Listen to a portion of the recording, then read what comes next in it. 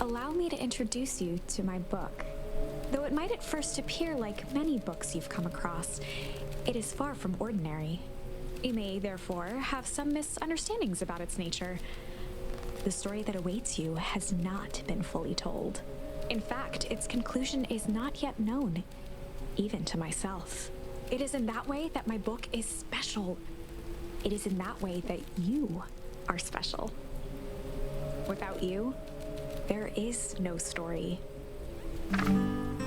Chapter 1. Normal isn't what it used to be.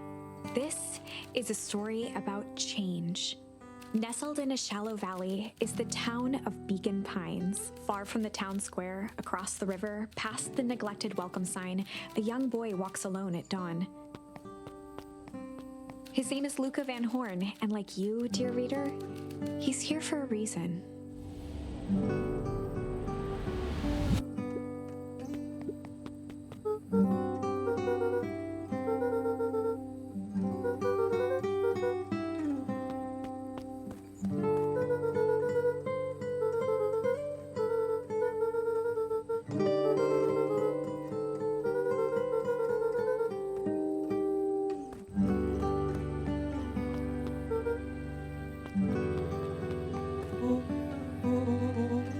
Rollo was Luca's closest friend.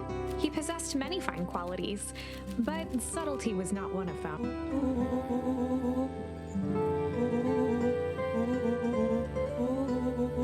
Rollo finally noticed the tears welling in his friend's eyes and the flowers on the grave.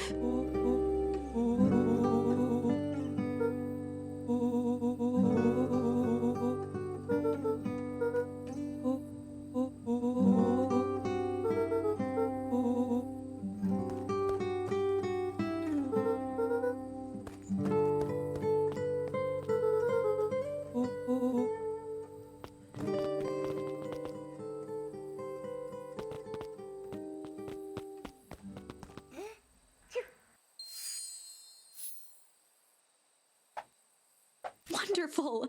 I had a good feeling about you from the moment you opened my book. That charm is a very special thing. Very special indeed. Keep hold of it for now. Its purpose will reveal itself soon enough.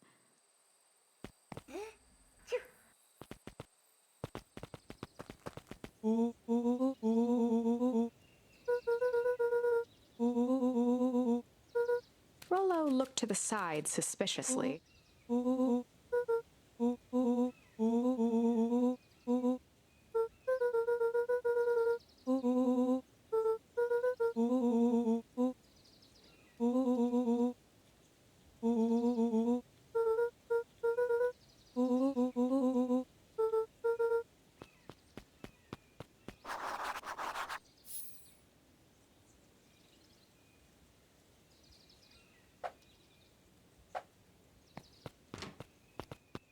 Dear reader, forgive me for this interlude. Remember that charm you found in the dandelion patch? There are more of those special charms to discover throughout Beacon Pines. They've been known to reveal themselves to those who are willing. Some of them can be found in this very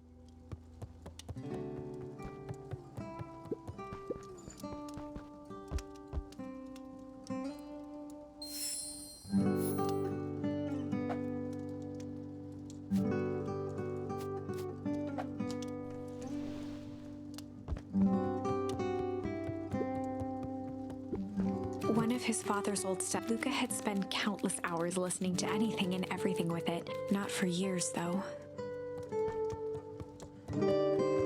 Since Gran had moved in, the house was more peaceful, more orderly, and more covered in flowery fabric.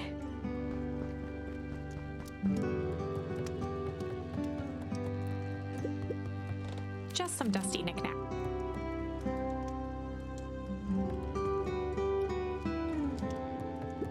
An array of prepared meals crowded the refrigerator, each labeled with the day of the week. A pair of dull scissors, a broken can opener, a mostly empty bottle of glue.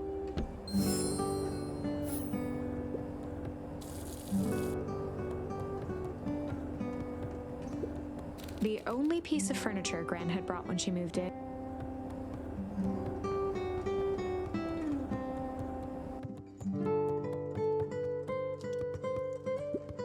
Luca paused at his parents' bedroom. He just wasn't ready to go in yet. Gran had commandeered the upstairs closet when some things need shelter from a young boy's mischief, she said.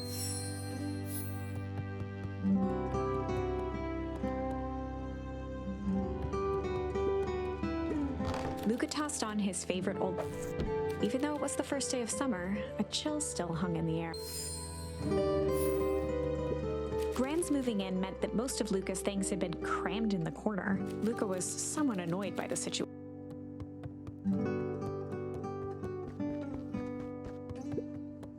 Gran's bed was undisturbed. Luca didn't mind that she had a habit of falling asleep in front of the fire. It meant that he could read late into the night.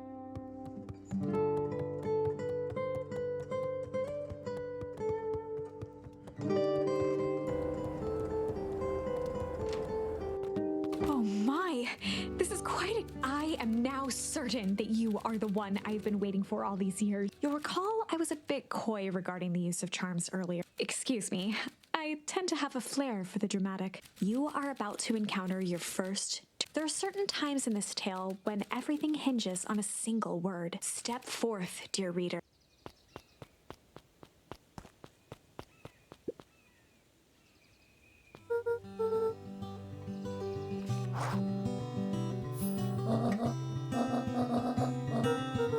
The less Gran knew, the better for everyone involved.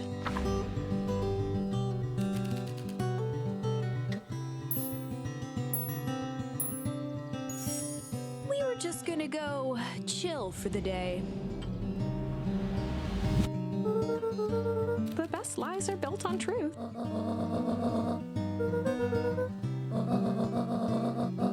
Easy. Impressive.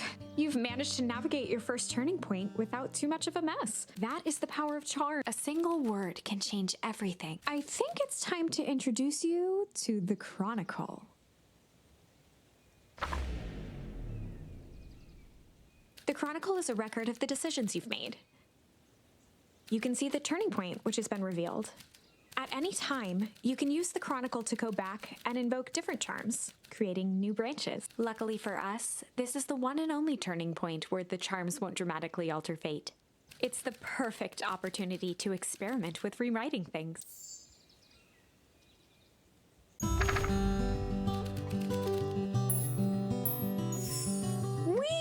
Just gonna go hide for the day. Traditionally, when one is trying to hide something, they...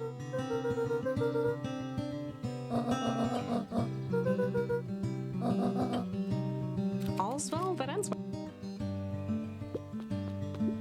A Beginner's Guide to Gardening laid a sturdy old...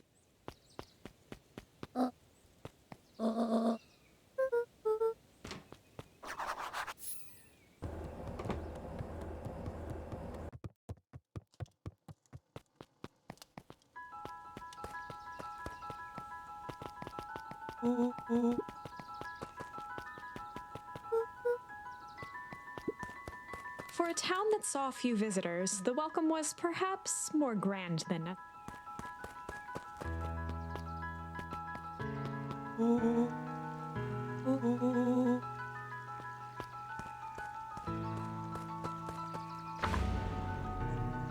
Chapter 2. Welcome to Beacon Pines. For many years, this valley had been a small mining outpost. It wasn't until Sharper Valentine built his fertilizer company that Beacon Pines was established. Over the next 30 years, the town had grown and prospered until the foul harvest and his sudden death. In the 6 years since, everyone was simply trying to get by.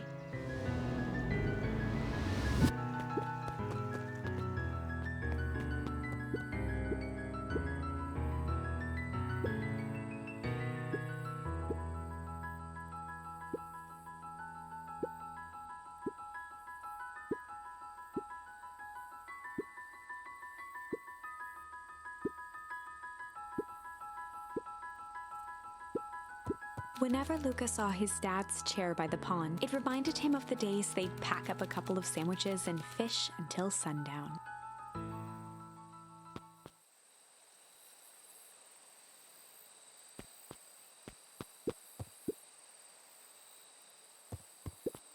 Luca opened the tackle box and picked the perfect bait. Luca tied a shoestring to the hook. What fish could resist a nice shoestring?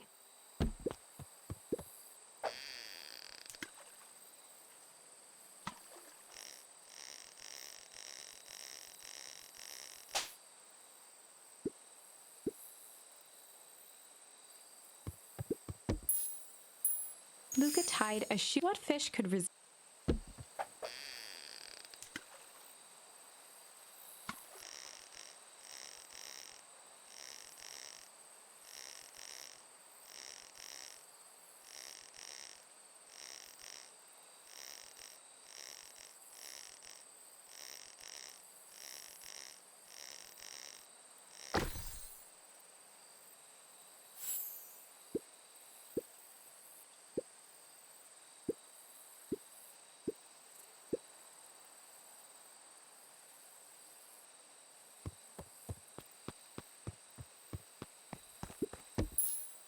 Luca gently baited a good for skimming the surface.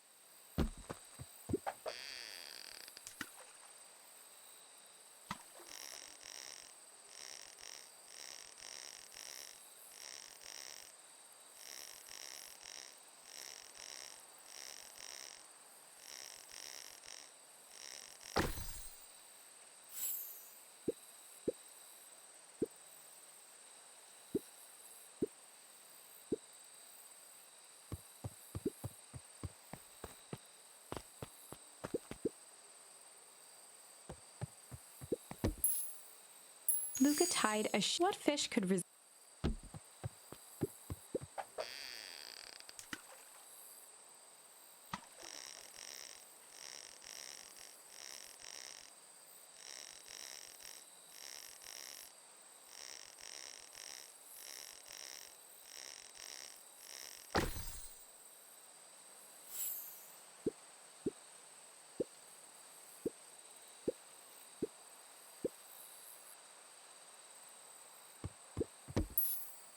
Luca gently good for